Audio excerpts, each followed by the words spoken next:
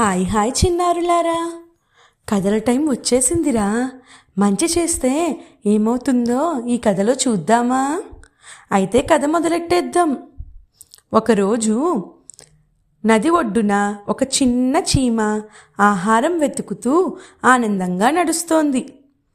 చుట్టూ చూస్తూ చిన్న చిన్న అడుగులు వేస్తూ ముందుకు సాగుతోంది. అజాగ్రత్తగా చీమ కాలు జారి నదిలో పడిపోయింది. నీటి ప్రవాహం బలంగా ఉండడంతో చీమ కొట్టుకుపోతూ భయంతో అరవసాగింది, రక్షించండి రక్షించండి అని. అదే సమయంలో చెట్టు మీద కూర్చున్న ఒక దయగల పావురం ఈ దృశ్యాన్ని చూసింది. చీమను చూసి పావురం మనసు కరిగిపోయింది. వెంటనే పావురం చెట్టులోని ఒక ఆకును తీసి నదిలో చీమ దగ్గర వదిలింది.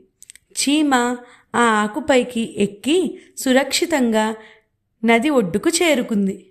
ధన్యవాదాలు పావురం, మీ సహాయాన్ని నేను ఎప్పటికీ మర్చిపోను అని చీమ ఆనందంగా చెప్పింది. పావురం కూడా చిరునవ్వు నవ్వింది. కొన్ని రోజుల తర్వాత అదే చెట్టు దగ్గర ఒక వేటగాడు నిశ్శబ్దంగా వచ్చాడు. తన చేతిలో బాణం పట్టుకుని పావురాన్ని లక్ష్యంగా పెట్టాడు. ఇది చూసిన చీమ పావురం తనకు చేసిన మంచి సహాయాన్ని గుర్తు చేసుకుంది. ఇప్పుడు నా వంతు అని అనుకుంది చీమ. చీమ వెంటనే పరిగెట్టి వేటగాడి కాలు మీద గట్టిగా కరిచింది. అయ్యో అయ్యో అని వేటగాడు కేక వేశాడు. అకస్మాత్తుగా అతని చేతిలోని బాణం జారిపోయింది. ఆ శబ్దం విన్న పావురం వెంటనే ఎగిరి తన ప్రాణాలను కాపాడుకుంది. పావురం చీమ వైపు చూసి కృతజ్ఞతతో చిరునవ్వు నవ్వింది. చీమ కూడా సంతోషంగా నవ్వింది.